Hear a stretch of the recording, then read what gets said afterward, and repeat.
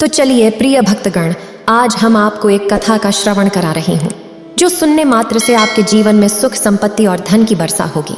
तो चलिए कथा को प्रारंभ करते हैं।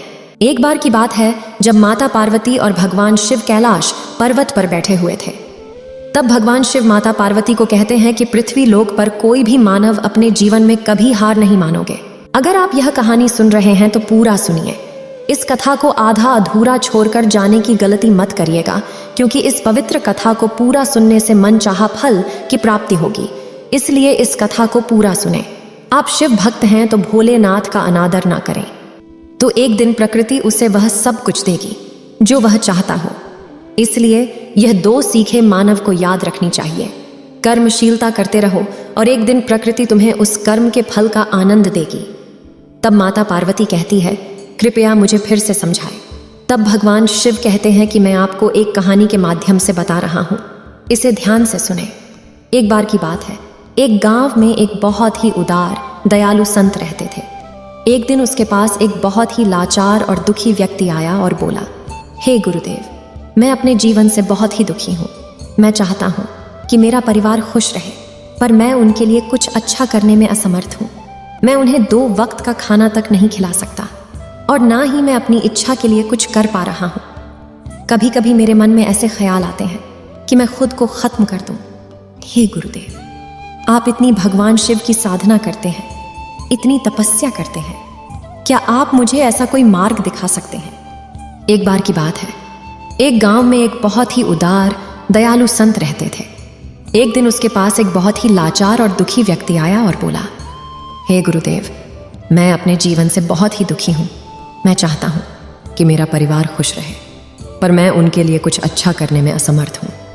मैं उन्हें 2 वक्त का खाना तक नहीं खिला सकता और ना ही मैं अपनी इच्छा के लिए कुछ कर पा रहा हूँ। कभी कभी मेरे मन में ऐसे ख्याल आते हैं कि मैं खुद को खत्म कर दूँ। हे गुरुदेव, आप इतनी भगवान शिव की साधना करते हैं, इतनी तपस्या करते हैं, क्या आप मुझे ऐसा कोई मार्ग दिखा सकते हैं? क्योंकि मेरा बहुत बुरा समय चल रहा है, मैं बहुत ज़्यादा संकट में हूँ। 2 वक्त की रोटी का भी इंतज़ाम करना मेरे लिए बहुत ही मुश्किल हो गया है। और अब आप ही बताइए गुरुदेव कि ऐसे समय में मैं जिंदा रहूं तो कैसे रहूं, और कैसे अपना परिवार चलाऊं, कैसे उन्हें खुश रखूं और मैं अपनी कठिनाइयों से बाहर निकल सकूं। हे गुरुदेव, कृपया करके मुझे कोई साधारण सा तरीका बताने की कृपया करें, ताकि मैं आसानी से समझ सकूं। क्योंकि गुरुदेव, मैं पढ़ा लिखा नहीं हूं। अगर आप बड़ी बड़ी बातें करेंगे तो मुझे समझ में नहीं आएगा। इसे सुनकर वह संत मुस्कुराते हुए कहते हैं कि क्या तुम मेरा एक काम कर सकते हो? यह सुनकर उस व्यक्ति ने कहा कि बिल्कुल गुरुदेव, आप मुझे बताइए कि क्या काम करना है। तभी वह संत सामने की ओर इशारा करते हुए कहते हैं कि उस ऊंची पहाड़ी पर एक कुटिया है और उस कुटिया के पास चींटियों का एक घर है जहां हजारों चींटियां रहती हैं, और वह चींटियां उस कुटिया की जमीन को खराब कर देती, उस मिट्टी की उपजाऊ शक्ति को खत्म कर देती, जिसके कारण वहां पर कोई भी पेड़, पौधे या कोई भी घास पनप नहीं पाती। तुम मेरा यह काम करो, उसके बाद मैं तुम्हें तुम्हारे सवालों का जवाब दूंगा। तुम्हें 7 दिन तक रोज उस पहाड़ी पर जाना है और उन चींटियों के घर को तोड़ कर तहस नहस कर देना। कुटिया के आसपास जब भी तुम्हें कोई चींटियों का घर दिखे तो उसे वहीं पर तोड़ देना, लेकिन याद रखना कि घर को तोड़ने में कोई भी चींटी मरनी नहीं चाहिए। वह युवक पूरी तरह से समझ गया। वह युवक वहां से चला गया। शायद उसे समझ में नहीं आया था कि वह संत ऐसा क्यों कह रहे थे। ये तो उन चींटियों पर अन्याय होगा, उनका घर तोड़ना और उन्हें नुकसान पहुंचाना। आखिर कौन संत ऐसा करता है?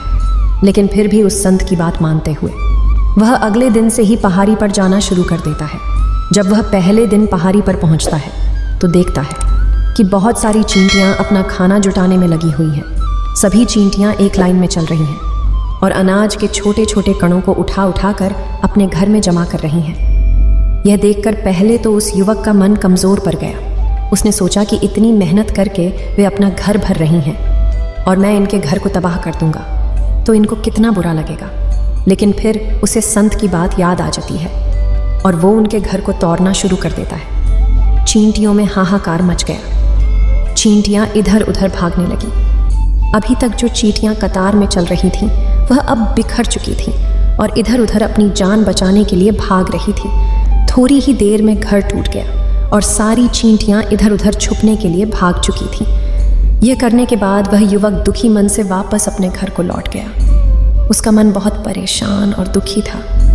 फिर रात में वह अपने बिस्तर पर लेटे लेटे सोचने लगा कि अब तो उन चींटियों का घर तबाह हो चुका है। अब उसको वहां वापस जाने से क्या फर्क पड़ेगा, क्योंकि चींटियों का घर तोड़कर तहस नहस करने के लिए संत ने कहा था, जो मैंने कर दिया है। लेकिन फिर उसने सोचा और अगले दिन फिर वहां जाने का निश्चय किया और अगले दिन सुबह उठकर वहां पहुंच गया। उसने उसी जगह पर पहुंचकर देखा कि चींटियों ने फिर से अपना घर वहीं बना लिया था और अब वह फिर से अपने घर के लिए सामान इकट्ठा करने में जुटी हुई थी। उस आदमी को देखकर लगा कि ये चींटियां कितनी मूर्ख हैं। इनको पता है कि कल ही इनका घर इसी जगह पर तबाह किया गया था और फिर उसी जगह पर इन्होंने अपना नया घर बना लिया। यह सोचकर वो आदमी हंसने लगा, लेकिन फिर से संत की बात याद करते हुए उसने उन चींटियों का घर फिर से तबाह करना शुरू कर दिया। फिर से उन चींटियों में हलचल मच गई और थोड़ी देर में वह चींटियां इधर उधर अपनी जान बचाने के लिए भागने लगीं। कुछ ही देर में उनका घर फिर से नष्ट हो गया और अब वह युवक थोड़ा संतुष्ट महसूस कर रहा था। इस बार मैंने उस घर को बिल्कुल अच्छी तरह से बर्बाद कर दिया है। अब तो यहाँ चींटियां अपना घर बना ही नहीं सकती। इसलिए जाने से पहले उसने उस घर पर ठंडा पानी डाल दिया ताकि चींटियां वहां अपना घर न बना सकें। और इस तरह अपना कार्य पूरा करके वह युवक फिर से अपने घर लौट आया। उस रात सोते समय वो फिर से उसी विचार में पड़ गया कि क्या संत ऐसा कराकर सही कर रहे हैं? क्या किसी का घर तबाह करना किसी संत को शोभा देता है? क्या होगा अगर वह संत सिद्ध पुरुष हो ही ना? क्या होगा अगर वह मुझे बेवकूफ़ बना रहे हो? लेकिन फिर उसने निश्चय किया कि मैं अपने काम को पहले पूरा कर लेता हूँ और उसके बाद ही पता चलेगा कि वह संत मुझसे ऐसा क्यों करवा रहे हैं। और यही सोचकर वो रात में सो जाता। अगले दिन सुबह उठकर फिर से उसी पहाड़ी की ओर निकल जाता। पहाड़ी पर फिर वो उसी जगह पर पहुंचता है जहां पर उसने चींटियों के घर को तबाह किया था और उसे यह देखकर खुश हो जाता है कि वहां पर कोई भी घर नहीं था। सारी चींटियां वहां से भाग चुकी थीं। अब उसने समझा कि मुझे रोज यहां जाने की आवश्यकता नहीं है, क्योंकि चींटियों ने तो अपना घर बदल लिया है और संत ने मुझे 7 दिन के लिए बोला था। लेकिन आज तो तीसरा ही दिन। अब बाकी के 4 दिन वापस आने की क्या जरूरत नहीं है। और इसी सोच में उसने निर्णय किया कि अब वह सीधे संत के पास जाएगा और उन्हें सभी बातें बता देगा। जब वह वापस उस पहाड़ी से संत की ओर बढ़ने लगा, तब उसकी नज़र एक और घर पर पड़ी जो कि चींटियों ने ही बनाया था। और अब वह चींटियां नए घर में बस गई थीं। यह नया घर उनके पुराने घर से थोड़ी ही दूरी पर था। और जब उसकी नज़र उस घर पर पड़ी तो उसने सोचा कि शायद गुरुदेव को पता था कि यह अपना घर यहाँ से बदल कर किसी दूसरी जगह पर बना लेंगे, इसीलिए उन्होंने मुझे 7 दिन आने के लिए कहा। और ये विचार करके वो उनका नया घर भी तोड़ने के लिए पहुंच जाता। जब वह वहां पहुंचता है तो देखता है कि चींटियां उसी तरह अपने कार्य में लगी हुई थीं। वो अपने लिए खाना इकट्ठा कर रही थी और अपने घर में जमा करती जा रही। और उनका टूटा हुआ जो पुराना घर था, वहां अनाज के कुछ कण थे, तो चींटियां वहां से भी अनाज इकट्ठा करके वापस अपने नए घर में ला रही थी। अब यहाँ पर फिर से उस युवक का मन थोड़ा कमज़ोर पड़ गया, क्योंकि वह खुद भी कमज़ोर था, खुद भी वक्त का मारा हुआ था। इसलिए उसके मन में उन चींटियों के प्रति दया का भाव उत्पन्न हो रहा था। उनके ऊपर उसे दया आ रही थी। वह चाहता था कि चींटियों की वह मदद करे, लेकिन वह उल्टा उनको नुकसान पहुंचा रहा था। उसने संत की बात को याद करते हुए उसने फिर से उस घर को तोड़ने का निश्चय किया और उसने इस बार बड़ी ही सावधानी के साथ, बिना किसी चींटी को कोई नुकसान पहुंचाए, उसने घर तोड़ना शुरू कर दिया। उसे इस बार वक्त थोड़ा ज़्यादा लगा, क्योंकि किसी भी चींटी को नुकसान न पहुंचाने की शर्त संत ने पहले रखी थी। इसीलिए उसको बड़ी सावधानी के साथ उन घर को तोड़ दिया। और उस घर को तोड़ने के बाद वह इस बार पहले से भी ज़्यादा दुखी था, क्योंकि उसने उनका नया घर भी तोड़ दिया। वो उन चींटियों को बसने ही नहीं दे रहा था और अब वो अपने आप को शैतान समझने लगा। लेकिन फिर भी उस संत की बात को मानते हुए वह अपने घर पर दुखी मन से वापस आ गया। रात में सोने से पहले एक बार उसने फिर से सोचा कि मैं कितना बड़ा शैतान हूँ, कितना बड़ा दानव हूँ। पुराना घर तो छोड़ो, उनका नया घर भी तोड़ दिया। मैं उन चींटियों को कहीं भी बसने ही नहीं दे रहा हूँ। वो चींटियाँ मेरे बारे में क्या सोचती होंगी। वो कितनी धुतकारती होगी, लेकिन फिर भी उसने अगले दिन जाने का निश्चय किया और अगले दिन सुबह सुबह वह फिर से वहां पहुंच गया। वह यह देखकर फिर से आश्चर्यचकित रह गया। इस बार चींटियों ने एक और नई जगह पर अपना घर बनाया। वह पहले से भी ज्यादा ऊर्जा के साथ काम कर रही थी और उन्होंने एक रात में ही पहले से भी बड़ा घर बना दिया। और अब वह फिर से अपना अनाज इकट्ठा करने में लगी हुई थी। यह देखकर वह आदमी सोचने लगा कि ये चींटियां किस मिट्टी की बनी। मैं इनको बार बार यहाँ से भगाने की कोशिश कर रहा हूँ और ये यहीं पर अपना घर बना लेती है। क्या इनको पता नहीं है कि मैं इन्हें यहाँ पर कभी भी बसने नहीं दूंगा। बड़ी ताज्जुब की बात है कि ये चींटियां दिखने में इतनी छोटी हैं, लेकिन फिर भी यह मुझसे हार नहीं मान रही। और इस बार उसने गुस्से में उस घर को तोड़ना शुरू कर दिया। लेकिन इस बार तोड़ते समय उसके पैरों तले कुचलकर कुछ चींटियों की मौत हो गई। और कुचलने के बाद जब वह अपने अहंकार से बाहर आया तो उसने देखा कि गुस्से में उसने उन चींटियों को कितनी क्षति पहुंचा दी है। उसका मन पश्चाताप से भर गया और वह रोते हुए अपने घर की तरफ बढ़ गया। रात में सोते वक्त उसने सोचा कि मैं उन चींटियों पर बहुत अत्याचार कर रहा हूं, अब उन पर ज्यादा अत्याचार मैं नहीं कर पाऊंगा। और यही सोचकर वह अगले दिन उन चींटियों के लिए अपने घर से थोड़ा आटा लेकर उसी पहाड़ी पर पहुंचा। आज उसके मन में उन चींटियों के प्रति श्रद्धा का भाव और दया का भाव उत्पन्न हुआ था। आज वह उनकी मदद करना चाहता था।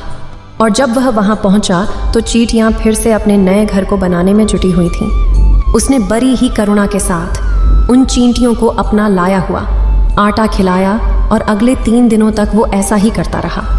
अब वह रोज सुबह जाता और उन चींटियों को अपने हाथों से आटा खिलाता। जैसे ही 7 दिन के बाद वो युवक उस संत के पास पहुंचता है और हाथ जोड़ कर बोलता है, हे गुरुदेव, मुझे माफ़ कर देना। मैंने उन चींटियों का घर तबाह करने की बहुत कोशिश की। मैंने उनका घर तबाह भी किया, एक बार नहीं बल्कि 4 बार। उसके बाद मैं हिम्मत नहीं कर पाया, उनके घर को तोड़ नहीं पाया। मैं समझ सकता हूँ कि मैंने आपका काम पूरा नहीं किया और इसके बदले आप मुझे वह तरीका भी नहीं बताएंगे जो मुझे मेरे बुरे समय से बाहर निकाल सकता है। लेकिन मुझे इसका कोई खेद नहीं। मुझे लगता है कि मैंने जो किया वह सही था, इसलिए मैं वापस जा रहा हूँ। कृपया मुझे मेरे घर जाने की अनुमति दीजिए। यह सुनकर वह संत मुस्कुराते हुए कहते हैं, ठीक है, चले जाना, पर पहले थोड़ा जलपान तो कर लो। ठहरो थोड़ी देर, फिर चले जाना। और इसके बाद संत उस युवक के लिए पानी लेकर आते हैं।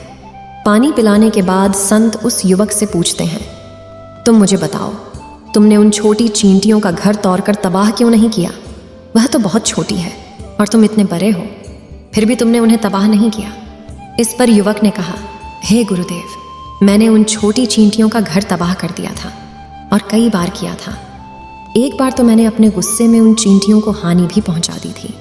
लेकिन जिस दिन मैंने उनको हानि पहुंचाई, उसी दिन मुझे लगा कि मैं इनको क्यों हानि पहुंचा रहा हूँ, क्यों इनको इतनी तकलीफ दे रहा हूँ। और उसी दिन से मैंने उनको क्षति पहुंचाने की बजाय उनकी सहायता करनी शुरू कर दी। यह सुनकर संत ने कहा कि यही तो सीखने की बात है। एक छोटी चींटी हमें जीवन का संदेश देती। मैंने तुम्हें उन चींटियों का घर तबाह करने के लिए नहीं भेजा था, मैंने तुम्हें इसलिए भेजा था ताकि तुम वहां कुछ सीख सको। तुम मुझे बता सकते हो कि तुमने वहां से क्या सीखा? जब उस युवक ने यह सुना, उसने पूरी कहानी सुनाई। पूरी कहानी सुनने के बाद वह संत मुस्कुराते हुए बोले, बेटे, पहली सीख जो उन चींटियों से मिली है वह यह थी कि तुमने उनके घर को कितनी बार तोड़ने का प्रयास किया, कितनी बार कोशिश की, फिर भी उनका घर तबाह हो जाए, पर उन्होंने हर बार अपना नया घर बना लिया। उन्होंने कभी भी हार नहीं मानी। अगर उन्होंने हार मान ली होती तो वह चींटियां तो वे अपना नया घर नहीं बना पाती। और हम मनुष्य तभी टूट जाते हैं जब हम हार मान लेते हैं और फिर जीवन में प्रयास ही नहीं करते। और कुछ लोग तो अपनी जिंदगी को खत्म करने पर उतारू हो जाते। लेकिन जानवरों में तुमने देखा होगा कि वह अपना जीवन स्वयं से कभी खत्म नहीं करती है। तुमने कभी नहीं सुना होगा कि किसी जानवर ने आत्महत्या कर ली, चाहे वह जानवर कितना ही भूखा क्यों ना हो, कितना ही दुखी क्यों ना हो, लेकिन वह अपने जीवन के लिए हमेशा संघर्ष करते रहते हैं। लेकिन दूसरी तरफ हम मनुष्य 1-2 बार हताश होने पर ही अपना जीवन खत्म कर लेते हैं। जीवन तो कर्मशीलता है। कर्म करने का नाम है जीवन और मृत्यु आखिरी विराम है। इसलिए मृत्यु से पहले कर्म करना कभी मत छोड़ना, क्योंकि मृत्यु के बाद तो तुम क्या ही कर पाओगे। तो उससे पहले कर्म करना क्यों छोड़ रहे हो, क्यों हार मान रहे हो? अगर तुम्हारा एक घर टूट गया है तो दूसरा घर बनाने का प्रयास करो, कोशिश करो, और कोशिश करने वालों की कभी हार नहीं होती। ये बात तुम उन छोटी चींटियों को देखकर समझ चुके हो। देखने में तुमसे कितनी छोटी है वो चींटियां और तुम इतने बड़े हो, लेकिन उनका मन तुम्हारे मन से इतना बड़ा है कि इतनी बार घर टूटने पर भी उन्हें चींटियों ने कभी हार नहीं मानी थी। दूसरी सीख यह थी कि जब भी हमारे ऊपर बुरा समय आता है, हमें लगता है कि यह समय कभी नहीं जाएगा, यह समय मेरे जीवन को बर्बाद कर देगा, मुझे कभी जीने नहीं देगा। और अपने इन विचारों से, जिनका कोई अस्तित्व नहीं है, वो सिर्फ विचार है, और वही विचार हमारे मन को दुखी कर देते हैं। इसीलिए हम प्रयास करना भी छोड़ देते हैं। लेकिन सोचो, हमें बार बार प्रकृति से नुकसान होता है, लेकिन हमें यह भी देखना चाहिए कि इसका अंत कब तक होगा।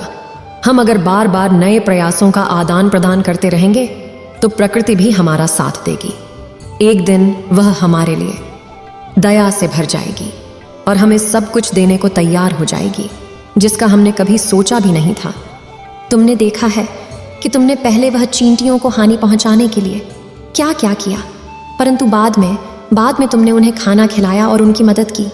क्या यह इसलिए हुआ क्योंकि तुमने देखा कि वे कभी हार नहीं मानती थीं? इसी तरह अगर तुम भी कभी हार नहीं मानोगे तो एक दिन प्रकृति भी तुम्हें वह सब कुछ देगी जो तुम चाहते हो।